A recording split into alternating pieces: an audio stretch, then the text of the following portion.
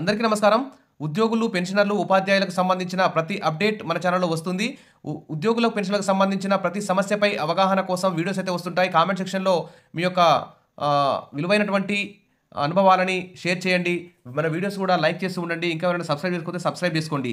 ఇక వివరాల్లోకి వెళ్తే ఇటీవల కేంద్ర, రాష్ట్ర ప్రభుత్వాలైతే అనేక ఉచిత పథకాలను అమలు చేస్తూ మరి ఉద్యోగులను, పెన్షనర్లు అయితే వారికి రావాల్సిన ఆర్థిక సమస్యల పరిష్కారం పట్ల ఎలాంటి ప్రాధాన్యత ఇవ్వడం లేదు. వివిధ వర్గాల ప్రజలకి ఎన్నికల సందర్భంగా ఉచిత హామీలు ఇస్తూ తర్వాత ఉద్యోగులను గాలికి వదిలేస్తున్నాయి. ఉద్యోగులు ప్రతి సంవత్సరం లక్షల్లో ఇన్కమ్ ట్యాక్స్ చెల్లిస్తున్నారు. తర్వాత ఏ వస్తువు కొన్నా జీఎస్టీ కూడా పే చేస్తున్నారు. మెడికల్ రియంబర్స్మెంట్ బిల్స్ రావట్లేవు, ఫీ రియంబర్స్మెంట్ లేదు. ఈ విధంగా ఉద్యోగులకు ఏ సంక్షేమ పథకము వర్తించట్లేదు. అయినా మళ్ళీ పైన జీతాలు కూడా టైంకి రాక చాలా ఇబ్బందులు అయితే పడుతున్నారు. రిటైర్మెంట్ బెనిఫిట్స్ రాక ఇబ్బందులు అయితే ఎదుర్కొంటున్నారు. ఇక బడ్జెట్లో అసలు అంచనాలకు మించి ఎన్నికల సందర్భంగా ఉచిత హామీలతో ఉద్యోగులైతే తీవ్రంగా నష్టపోయే అవకాశం ఉంది. అసలు ఉద్యోగులకి మేము రిటైర్ అయిన తర్వాత అసలు మాకు రావాల్సిన బెనిఫిట్స్ వస్తాయా రావో అని ఇప్పటి నుంచే టెన్షన్ పట్టుకుంది. పెన్షనర్లకు కూడా దాదాపు రిటైర్ అయ్యి 1 ఇయర్ అయినా కానీ రిటైర్మెంట్ బెనిఫిట్స్ రాకపోవడం చాలా అన్యాయంగా మరి ప్రభుత్వాలు వ్యవహరిస్తున్న తీరైతే కనిపిస్తుంది. ఇక్కడ చూస్తే కొన్ని ఉదాహరణలు అయితే చూద్దాం. ఉద్యోగుల పట్ల ప్రభుత్వాలు ఏ విధంగా వ్యవహరిస్తున్నాయి, మరి ఈ ఎన్నికల హామీల వల్ల, ఉచితాల వల్ల ఎలాంటి నష్టానికి ఉద్యోగులు గురవుతున్నారనేటువంటి అంశం మీద ఈ వీడియో చూద్దాం. దేశ సేవకు ఇదేనా గుర్తింపు? బీఎస్ఎఫ్లో 25 ఏళ్ల సర్వీస్ చేసి వాలంటరీ రిటైర్మెంట్ తీసుకున్నటువంటి ఒక బీఎస్ఎఫ్ జవాన్కి 16 నెలలు, దాదాపు 2 సంవత్సరాలు అయినా కానీ ఇక పెన్షన్ అయితే అందలేదు. దీనికి మరి ఇలా చేయడం ప్రభుత్వానికి తగిన పనేనా అని చెప్పేసి ఉద్యోగులందరూ కూడా భావిస్తున్నారు. ఇటీవల చూస్తున్నాం తెలంగాణలో, వేరే రాష్ట్రాల్లో కూడా డిఏల కోసం పెండింగ్ బిల్స్ కోసం అయితే హైకోర్టులను ఆశ్రయిస్తున్నటువంటి సందర్భాలు అయితే ఉన్నాయి. హైకోర్టులు కూడా మరి ఉద్యోగులకు రావాల్సినటువంటి బకాయిలను వడ్డీతో సహా చెల్లించాలనే ఆదేశాలు కూడా ఇచ్చినటువంటి విషయం మనం చూస్తూనే ఉన్నాం. ఇటీవల ఒక ఏఎస్ఐ, తెలంగాణకు చెందిన ఒక ఏఎస్ఐ గారు కూడా రిటైర్ అయిన తర్వాత 2 ఏళ్లైనా తనకు రిటైర్మెంట్ బెనిఫిట్స్ రాకపోవడంతో ఆత్మహత్య చేసుకుంటున్నాను, నా అప్పులు తీర్చడానికి ప్రభుత్వమే కారణం అంటూ ఒక వీడియో కూడా చేసి సోషల్ మీడియాలో వైరల్గా మారిన విషయం మనం చూస్తూనే ఉన్నాం. మరి ఇలా అతను ఒక్కడే కాదు, ఇలా రిటైర్మెంట్ అయినట్టు దాదాపు 8,000 మంది తెలంగాణలో ఉన్నారు. ఇక కాబట్టి ఇలా ఉద్యోగుల ఆర్థిక సమస్యల పట్ల పరిష్కారం చూపకపోవడం, బడ్జెట్లో నిధులు కేటాయించకపోవడం, 6 నెలలకోసారి ఇవ్వాల్సిన డిఏలు ఇవ్వకుండా దాదాపు 4-5 డిఏలు పెండింగ్లో ఉంచడం, పీఆర్సీ టైం దాటిపోయి 2 సంవత్సరాలు అయినా కానీ ఇంతవరకు పీఆర్సీ రిపోర్ట్ ఇప్పించకపోవడం, ఇవన్నిటి వల్ల చాలా ఉద్యోగులు అయితే నష్టపోతున్నారు. లక్షల్లో ఇన్కమ్ ట్యాక్స్ కూడా చెల్లిస్తూ చాలా నష్టపోతున్నారు. దీనికి సంబంధించి కొన్ని వివరాలు అయితే చూద్దాం. ఇక ఉచితాల, మెరుగైన సౌకర్యాల ప్రజలే నిర్ణయించుకోవాలి. రాష్ట్ర ప్రభుత్వాలకు మేము కేవలం సూచనలు చేయగలం, వ్యయాలను మాత్రం నియంత్రించలేం. 16వ ఆర్థిక సంఘం చైర్మన్ అరవింద్ పనగడియా అంటూ ఇక్కడ న్యూస్ అయితే రావడం జరిగింది. ఆర్థిక సంఘం చైర్మనే ఈ విధంగా మాట్లాడాడు. ఉచితాలు మానేయండి, ప్రజలకు మెరుగైన సౌకర్యాలు కల్పించండి అంటూ ఇక్కడ ఆర్థిక సంఘం చైర్మన్ ఇలా వ్యాఖ్యానించడం ప్రభుత్వాలకు చెప్పబెట్టు కావాలి. ఎందుకంటే ఉచితాలు కావాలో, మెరుగైన సౌకర్యాలు కావాలో ప్రజలే తెలుసుకోవాలని ఉందని 16వ ఆర్థిక సంఘం చైర్మన్ అయితే అరవింద్ పనగడియా ఆసక్తికర వ్యాఖ్యలు చేయడం జరిగింది.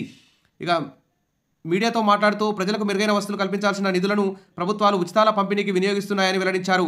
ఆర్థిక కమిషన్ ప్రభుత్వాలు తీసుకున్న నిర్ణయాలనే అమలు చేస్తుందని, ప్రజాస్వామ్యంలో ప్రజల ఓటతో గెలిచిన ప్రభుత్వాలకే నిర్ణయాధికారం ఉంటుందని కుండబద్దలు కొట్టారు.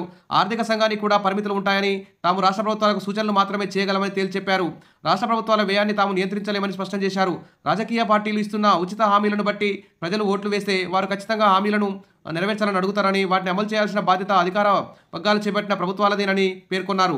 మరి అంచనాలకు మించి, తాహతుకు మించి ఎన్నికల్లో వాగ్దానాలు ఇచ్చినటువంటి ప్రభుత్వాలు ఇప్పుడు వాటిని అమలు చేయలేక ఇటు ఉద్యోగులని, పెన్షన్లని గాలికి వదిలేసి వారి యొక్క కుటుంబాలను రోడ్డున పడేసినటువంటి విధంగా తయారవుతున్నాయని చెప్పేసి ఉద్యోగులందరూ కూడా భావిస్తున్నారు.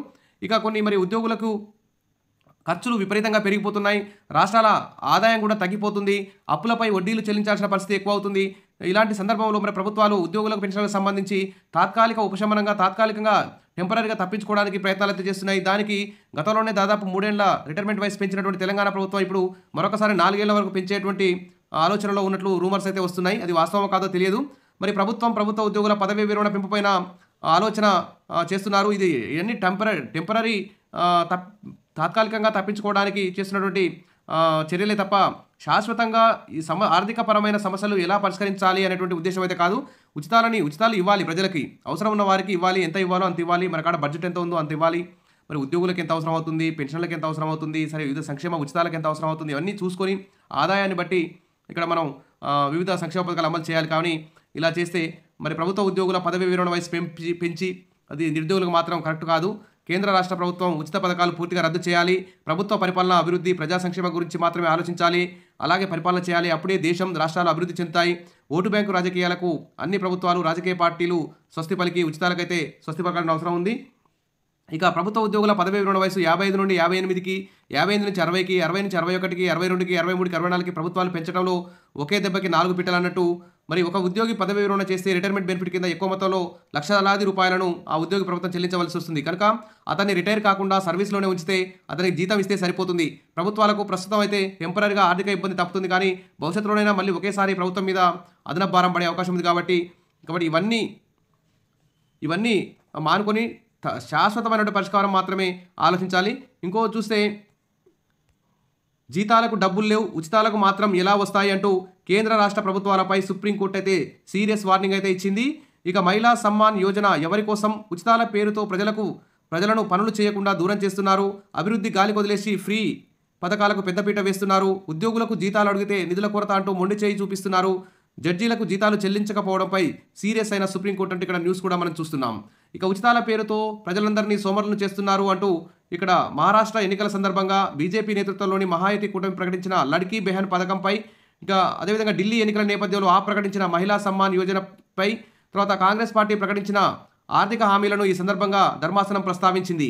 మరి ఉద్యోగులకు జీతాలు ఇవ్వలేని పరిస్థితిలో ఇలాంటి ఉచితాలు ఎందుకు అంటూ మరి ఢిల్లీ ఎన్నికల్లో గెలిచేందుకు రాజకీయ పార్టీలు మహిళలకు 2100 లేదా 2500 చెల్లిస్తామంటూ ఇలా ఆర్థికపరమైన వాగ్దానాలు చేయడం ఇక్కడ మనం చూస్తూనే ఉన్నాం. దీనిపై సుప్రీంకోర్టు ధర్మాసనం అయితే తీవ్ర ఆగ్రహం వ్యక్తం చేసింది.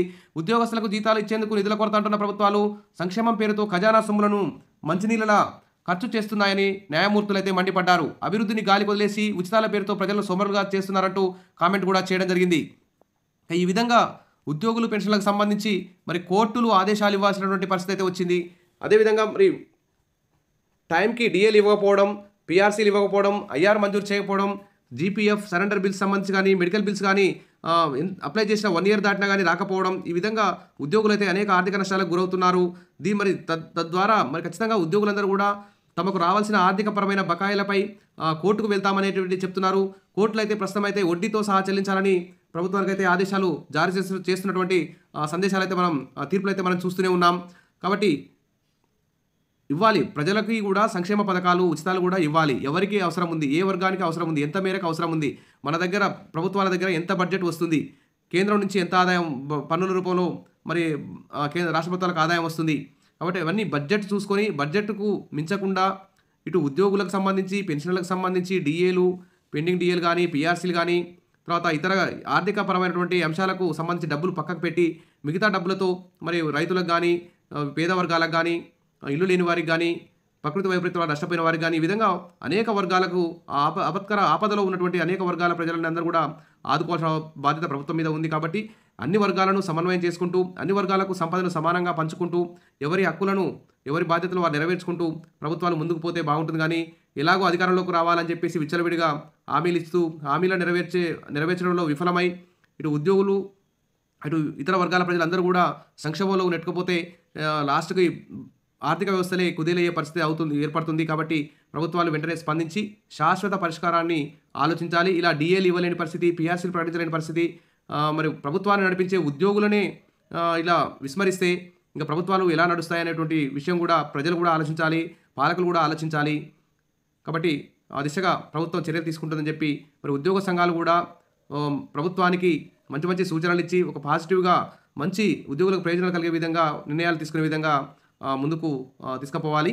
మరి ప్రభుత్వం కూడా ఉద్యోగ సంఘాలతో, పెన్షన్ల సంఘాలతో, ఉపాధ్యాయ సంఘాలతో చర్చలు జరిపి వారికి ఏం నష్టాలు జరుగుతున్నాయి, వారికి ఏం సమస్యలు ఉన్నాయి, ఆర్థికేతర సమస్యలు అన్నింటినీ పరిష్కరించాలని చెప్పేసి కోరుతున్నారు అందరూ ఉద్యోగులు కూడా. ప్రభుత్వం ఆ దిశగా వెంటనే చర్యలు తీసుకుంటుందని, వెంటనే తెలంగాణ ప్రభుత్వం కూడా క్యాబినెట్ సబ్ కమిటీతో ఉద్యోగులతో చర్చలు జరుపుతుందని చెప్పి ఆశిద్దాం. Wish all the best. మరిన్ని అప్డేట్స్ కోసం మన ఛానల్ని ఫాలో అవుతుండండి. Wish all thank you.